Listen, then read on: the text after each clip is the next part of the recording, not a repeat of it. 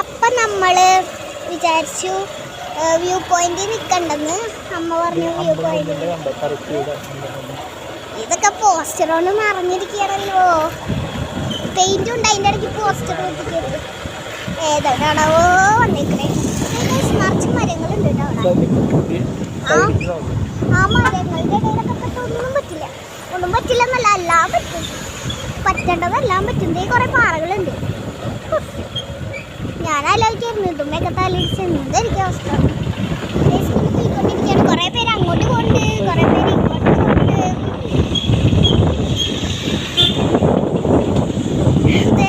നേരെ നോക്കിയാൽ മല, അങ്ങോട്ട് നോക്കിയാൽ മല, ഇങ്ങോട്ട് നോക്കിയാൽ മല.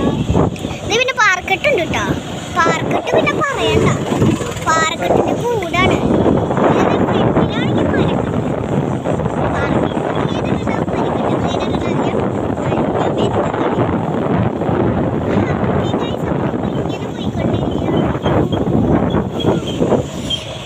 രാത്രിയാണെങ്കിൽ 2 പ്രേതത്തിൻ്റെ ബീച്ചിൽ പോയി.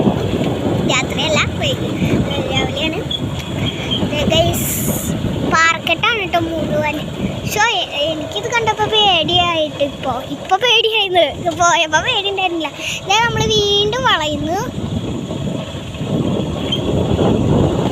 എല്ലാവരും ഇവിടെ കാണാൻ വരികയാണ് കേട്ടോ. അത്രയും നല്ല രസമാണ് ഇവിടെ.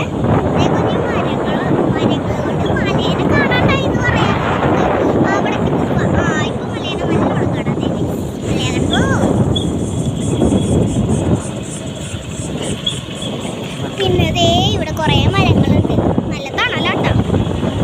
പിന്നെ അതേ പാർക്കെട്ടുകളുണ്ട്.